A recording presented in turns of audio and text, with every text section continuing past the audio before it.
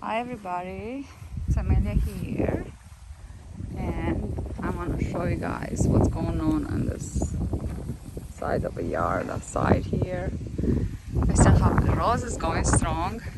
It's very windy today, and I don't have many yellow dahlias outside here, but this is one of the beautiful one.